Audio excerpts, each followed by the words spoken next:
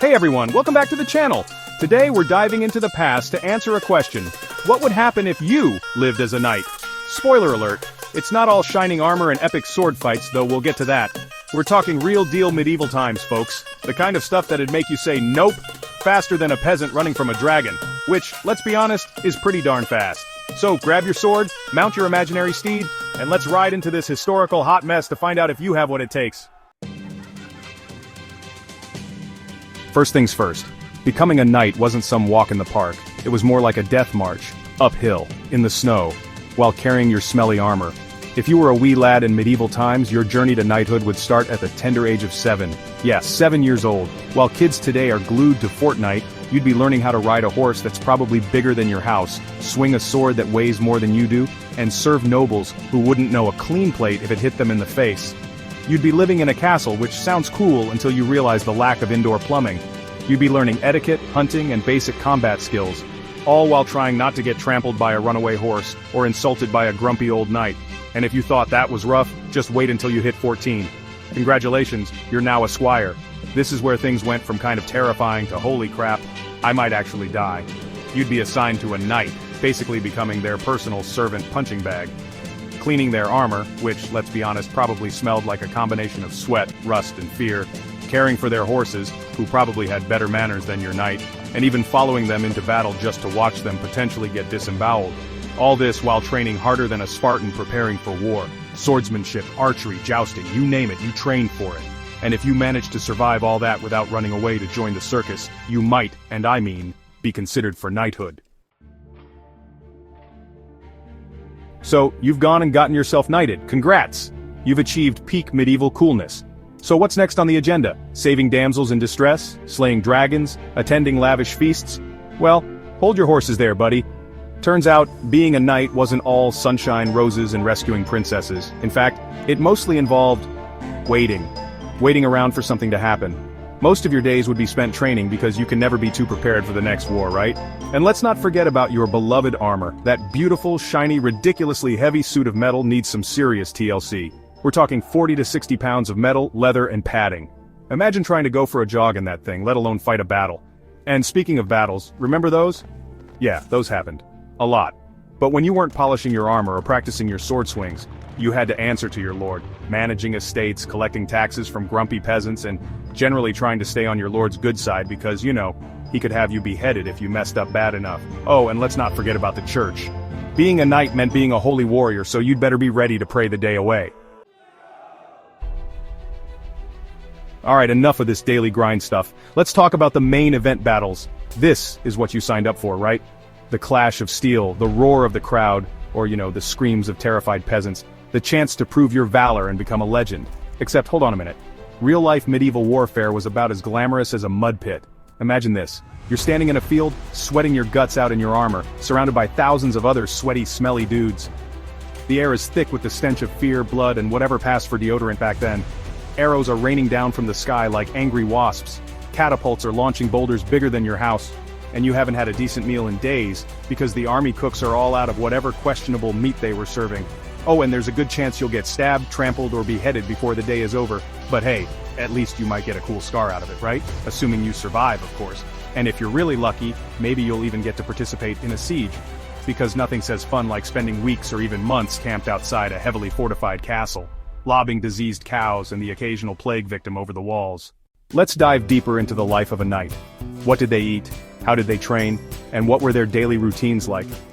Stay tuned as we explore these fascinating aspects of medieval knighthood. Knights' diets were a far cry from the feast depicted in movies.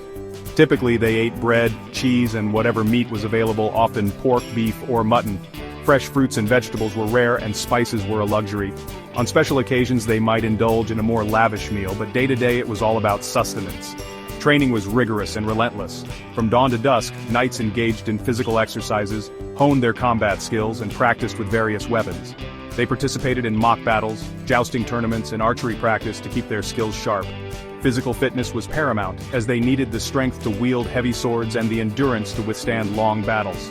Daily routines were structured and disciplined. A knight's day often began with morning prayers and a hearty breakfast. Then it was off to train, repair equipment, or oversee their lands. Afternoons could involve more training, attending to courtly duties, or strategizing for upcoming battles. Evenings were reserved for relaxation, often with storytelling, music, and more prayers before bed. So, while the life of a knight might seem glamorous in stories, the reality was a blend of hard work, strict routines, and a constant readiness for battle. Being a knight was not just a title, but a way of life, demanding unwavering dedication and resilience. And there you have it, the real daily grind of a medieval knight. It wasn't all about glory and honor, it was also about survival, discipline, and relentless training. Until next time, stay curious, and keep exploring the fascinating world of history. Knights were not just warriors, they were also landowners and politicians. In this chapter, we'll explore the political landscape of medieval times, and how knights played a crucial role in shaping it. Knights often held significant tracts of land, granted to them by their lords in return for their military service. These estates made them influential figures in their communities, responsible not just for their own well-being but for that of their tenants and serfs. Managing these lands required skills in administration, economics, and diplomacy, far beyond the battlefield. But their influence didn't end at their estate's borders. Knights were frequently involved in local and national politics. They attended courts, advised kings, and participated in councils. Their status as both warriors and landowners gave them a unique perspective and a powerful voice in the feudal system. Many were also involved in the administration of justice, acting as judges or enforcers of the law. In times of peace, knights often served as ambassadors or envoys negotiating treaties and alliances. Their martial prowess and noble status made them ideal representatives of their lords and kingdoms. These diplomatic missions required a deep understanding of the intricate web of medieval politics, as well as the ability to navigate the complex relationships between different realms and factions. Knights could also be called upon to quell rebellions or enforce royal decrees, further solidifying their role as key players in maintaining the stability and order of medieval society. Their loyalty to their lords and their capacity for leadership made them indispensable in both war and peace. So, while we often picture knights in shining armor charging into battle, their role in medieval society was multifaceted. They were warriors, yes, but also landowners, politicians, judges, and diplomats. Their influence extended far beyond the battlefield, shaping the political landscape of their time, and leaving a lasting legacy on the history of the medieval world. Stay tuned for more insights into the fascinating lives of knights in the world they inhabited. Until next time, keep exploring, and stay curious. The Code of Chivalry was the moral and social code that knights were expected to follow. But what did it really entail? Let's break down the Code of Chivalry and see how it influenced the lives of knights. The Code of Chivalry was a set of rules and ideals that dictated a knight's behavior, both on and off the battlefield. It emphasized virtues such as bravery, honor, and respect for women and the weak. This code was not just a guideline for combat, but a comprehensive way of life that encompassed all aspects of a knight's existence.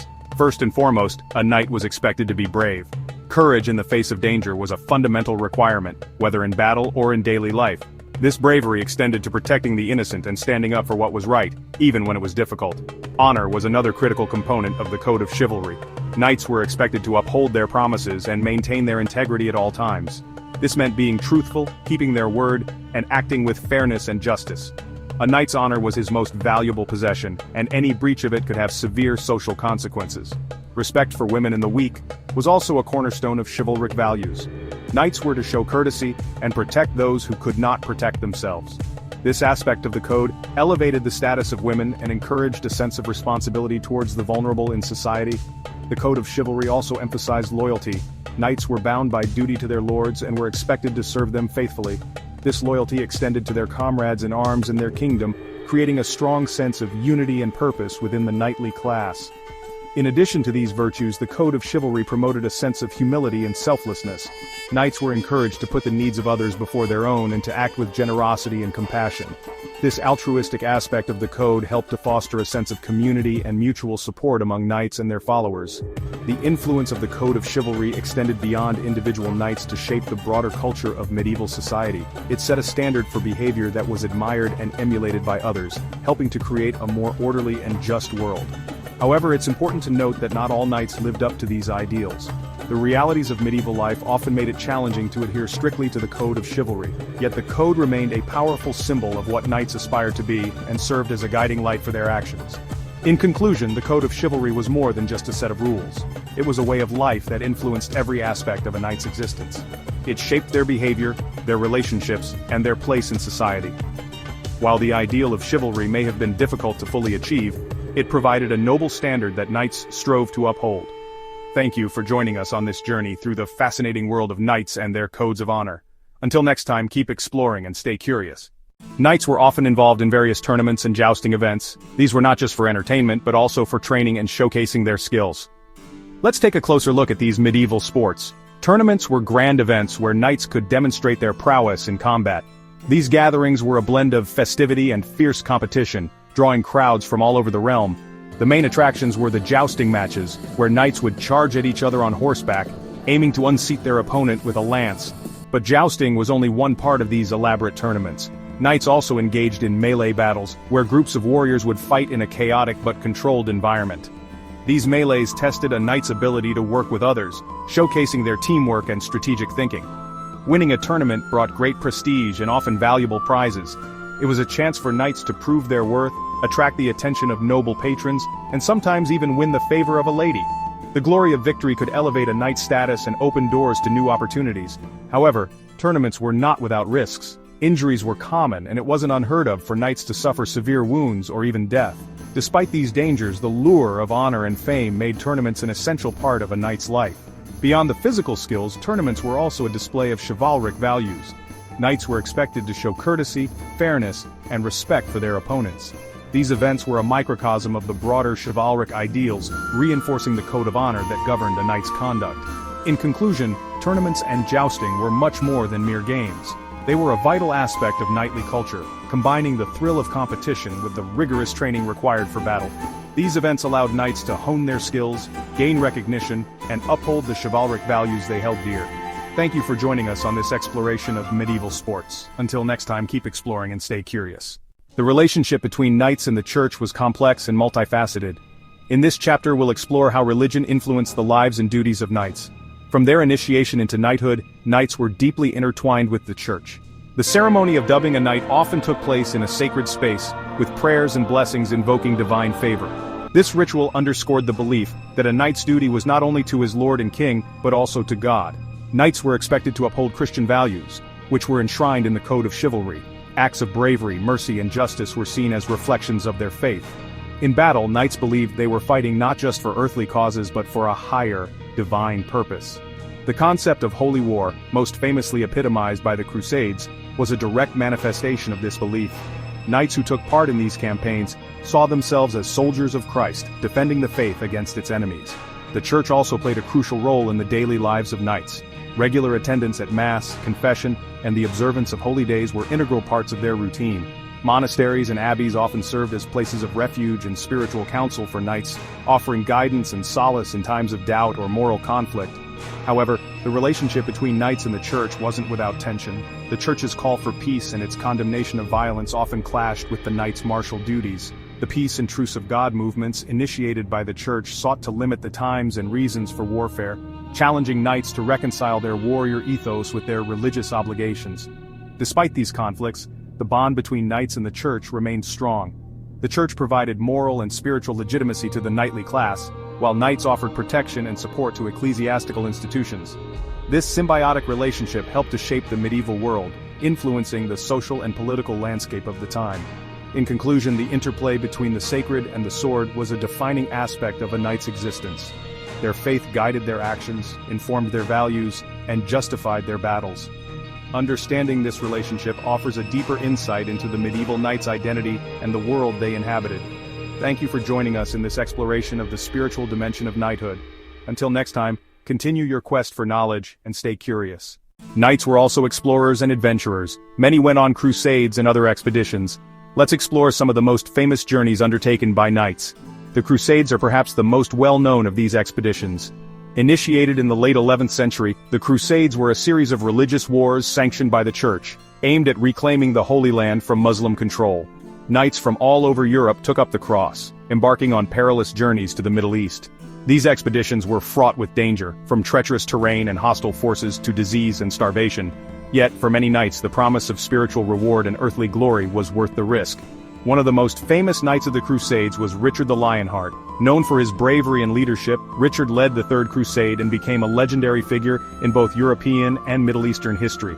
His journey to the Holy Land was marked by fierce battles, strategic alliances, and a relentless pursuit of his goals. But the spirit of adventure wasn't limited to the Crusades. Knights also embarked on other daring expeditions. The Knights of the Order of St. John, also known as the Knights Hospitaller, were renowned for their voyages across the Mediterranean. They established strongholds on islands like Rhodes and Malta where they defended against Ottoman incursions and provided medical care to pilgrims and crusaders. Another fascinating journey was undertaken by Sir John Mandeville, a knight whose travels were chronicled in the famous book, The Travels of Sir John Mandeville. Though the authenticity of his accounts is debated, Mandeville's tales of distant lands, exotic creatures and strange customs captured the imagination of medieval Europe and inspired future explorers. Whether driven by faith, duty, or the allure of the unknown, knights were at the forefront of many of the greatest adventures of their time. Their journeys not only shaped their own destinies, but also left an indelible mark on history. Thank you for joining us in this exploration of the adventurous spirit of knights. Until next time, keep your sense of adventure alive and stay curious. The legacy of knights has endured through the centuries. In this final chapter, we'll look at how knights are remembered today and their impact on modern culture. Knights have left an indelible mark on our collective imagination. From literature and films to video games and reenactments, the image of the noble knight continues to captivate and inspire. The tales of King Arthur and the Knights of the Round Table, for instance, have been told and retold for generations, embodying ideals of bravery, honor, and chivalry. In modern times, knighthood has evolved, but remains a symbol of distinction and service. The British honor system, for example, still bestows knighthood upon individuals who have made significant contributions to society. These modern knights, though not wielding swords or donning armor, are celebrated for their achievements in fields such as science, arts, and philanthropy. The influence of knights extends beyond titles and honors. In popular culture, knights are often portrayed as heroes in epic tales of adventure and valor. Films like Excalibur, Braveheart, and Kingdom of Heaven have brought the knightly archetype to life, while video games such as Dark Souls and The Witcher immerse players in medieval worlds where they can embody the knight's spirit. Reenactment groups and Renaissance fairs also play a role in keeping the legacy of knights alive. Enthusiasts don period-accurate armor and engage in mock battles, jousting tournaments, and historical demonstrations, allowing people to experience a taste of medieval life. Even in our everyday language, the legacy of knights endures. Phrases like knight in shining armor and chivalry is not dead reflect the lasting impact of knightly ideals on our values and perceptions. As we reflect on the enduring legacy of knights, it's clear that their influence reaches far beyond the medieval era. They continue to inspire us with their stories of courage, honor, and adventure, reminding us of the timeless values that they represent. Thank you for joining us on this journey through the world of knights. Until next time, remember to carry the spirit of chivalry and bravery in your own adventures.